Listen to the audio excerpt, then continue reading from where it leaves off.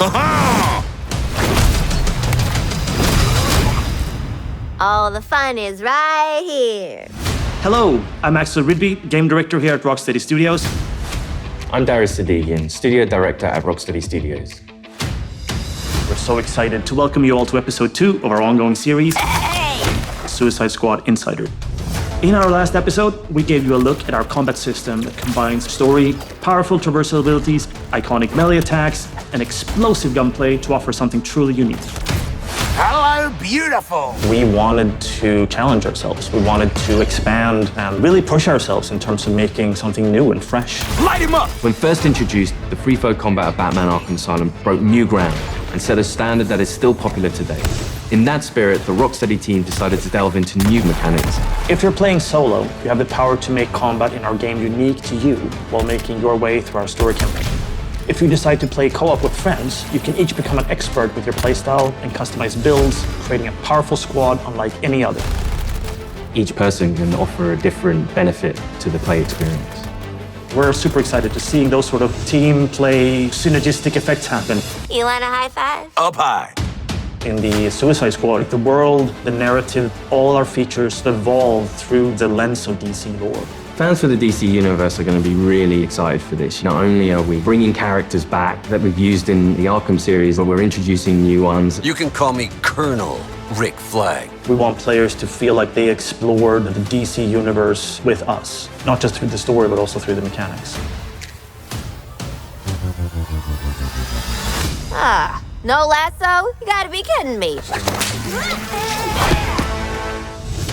In this episode, we'll meet some of the iconic DC characters who will be helping our anti-heroes to take on their impossible mission. Awesome. Through conversations with our team, our voice cast, and our playtesters, along with extended gameplay, we'll give you a preview of some of the amazing new possibilities we're excited about with Suicide Squad Kill the Justice League. Wait, which superheroes did you say you were again? This is Suicide Squad Insider, Episode 2.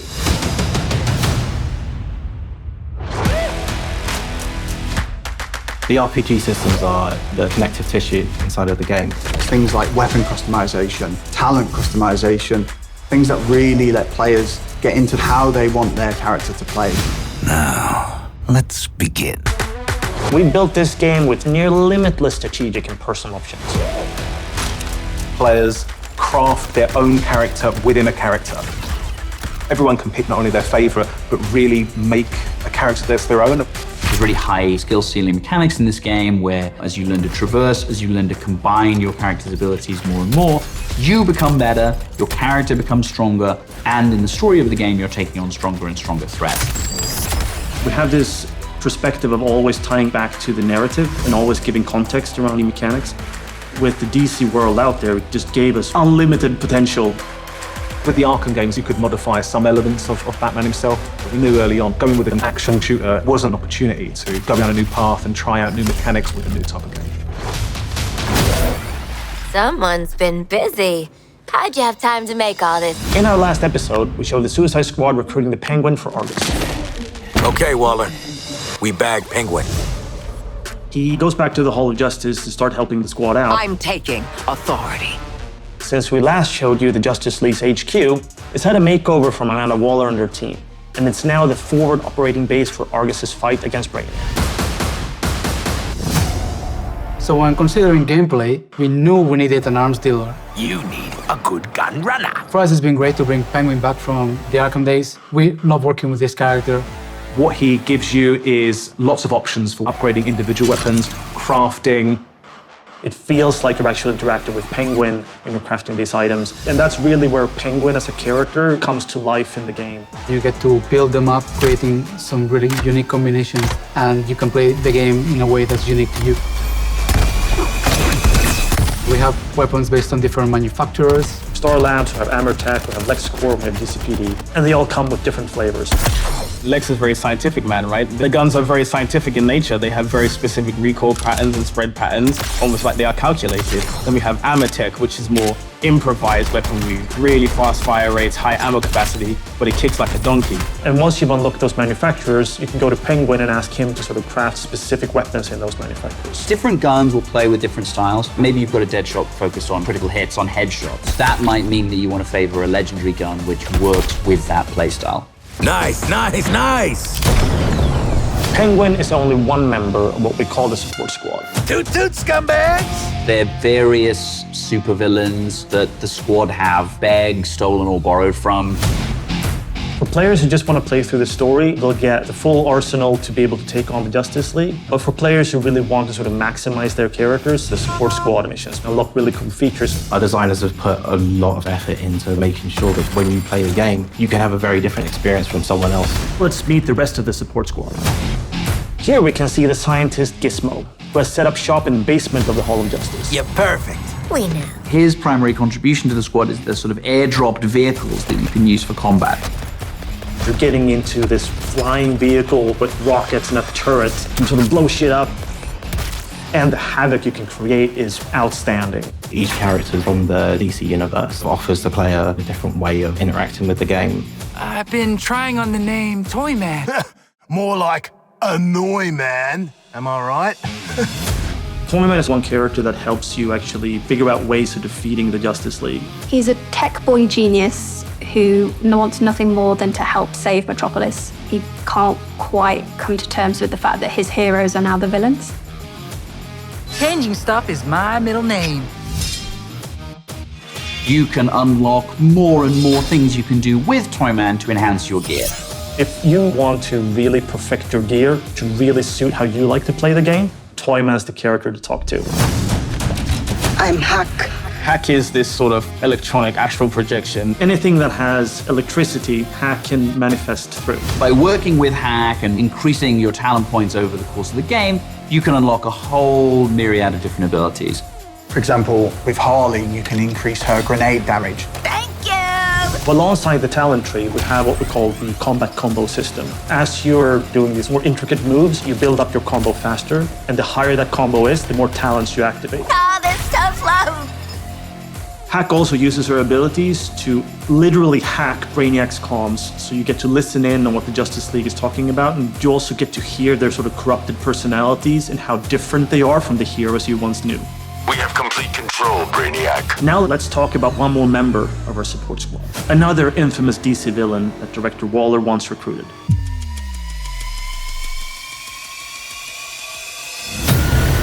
At this point in the game, the squad has discovered evidence that Poison Ivy may be alive. Ivy? Poison Ivy? Dead Poison Ivy after Scarecrow gave Gotham a crop dusting. For fans who paid close attention in Arkham Knight, they will remember that when Poison Ivy died, she left behind a little sprout. I got a real strong hunch she ain't pushing up daisies no more. And in this game, you discover that that sproutling has been cared for by some people who may have had their own motivations for doing so. But in the chaos of Metropolis, she's escaped. Find her. Bring her to me for questioning. Using special technology they've acquired, the Suicide Squad is tracking Ivy down. Ivy's in the city. This tracker will lead you to her. Unless y'all want to end up a poorly plated spring mix, you better put me in charge and let me talk to Ives first. So in playing solo, players can switch between any of the characters. You'll get to experience all the different play styles across all of the different missions. And here we go!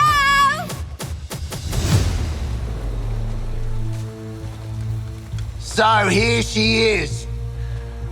Thought she'd be taller. Are you serious right now? Poison Ivy is a redhead. This is a plant. You might be the dumbest. There's my girl.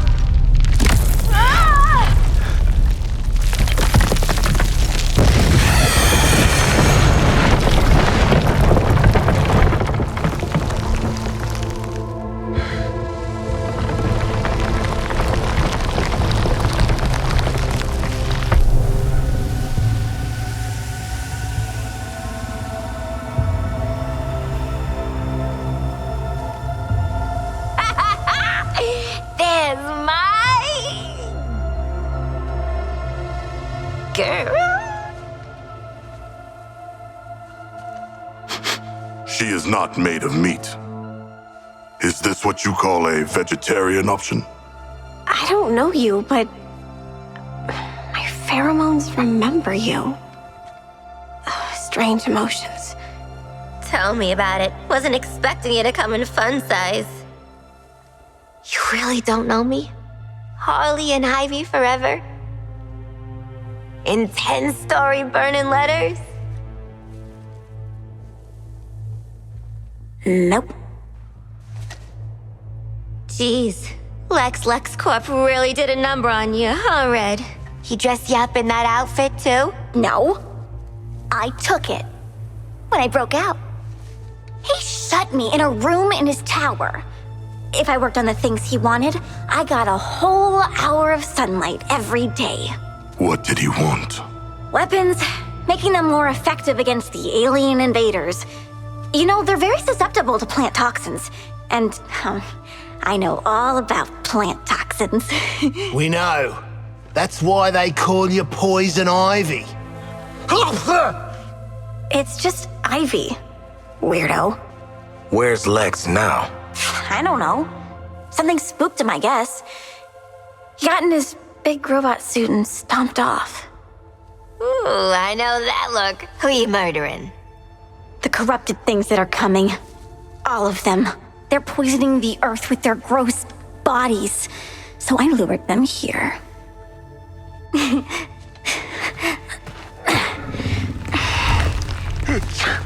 The wrath of nature. I like it.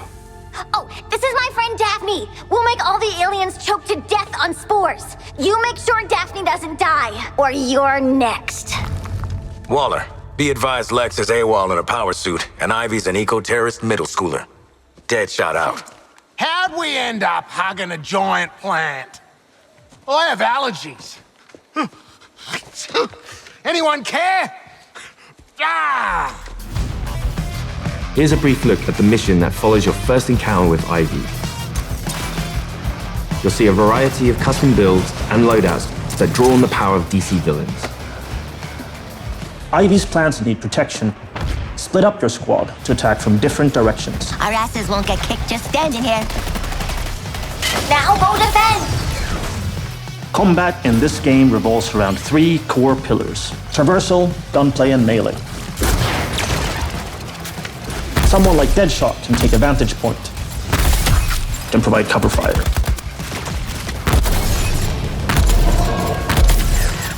You can find wild ways to upgrade your melee attacks. With the Great Suspender, a single boomerang can launch several enemies off the ground. A job worth doing right! Harley's gun is from the Bane's Rage set. Landing a critical hit spawns a power-up that can infuse other weapons like grenades with Bane's Rage, making them more powerful. Get the invaders off Daphne! Quickly! Those aliens pollute everything! King Shark's loadout here includes Black Mask's Bulletstorm and the Heatwave's Molten Shield to synergize. He has triggered the Bulletstorm effect, which means that he's now immune from damage thanks to the Heatwave's Molten Shield, making this a perfect opportunity to get in close. Savor it! This mission is where we introduce Afflictions, elemental attacks from Ivy's plants that draw on the powers of different DC villains. Use an Affliction to freeze your enemies before you deliver an explosive finale. Task Force X, report. Have you secured Ivy? Yeah, kind of a funny story. Although she doesn't remember her old life, Ivy is still a deadly expert with toxins, and she can offer your builds an interesting new feature: Afflictions. The results are so neat. When you manage to recruit her, she comes back to the Hall of Justice as kind of like a loose cannon, precocious toddler who also has terrifying genetic engineering powers. Then we introduce the concept of afflictions. Players can apply these afflictions to their melee weapons, their grenades, so they can mix and match different things for the encounter. And each affliction ties back to a DC character. So we have 4 afflictions. Diablo Blaze sets people on fire, burns them over time. But you can't shield harvest them, We have Deep Freeze, freezes people. You can shatter them with your guns, but they are pretty resistant to melee damage. They won't drop ammo when they die. At any point, you can have up to 2 different elemental afflictions, then add in the 3 other players. So what you've got there is lots of different ways to engage with enemies. Your fight is far from over. So at Rocksteady, what we sort of pride ourselves on is investigating how players play. Do they get the language that we're trying to create? We had an amazing opportunity to get a group of proper gamers from the community involved in the development process pretty early. Some of the characters, the mission types during the story, I'd definitely say this has got a Rocksteady stamp on it. The experience of Suicide Squad Kill the Justice League is really fluid, really smooth, it feels really polished. It's chaos, but in a good way. It's very fast and very momentum-based, and I think there's a lot of verticality to it.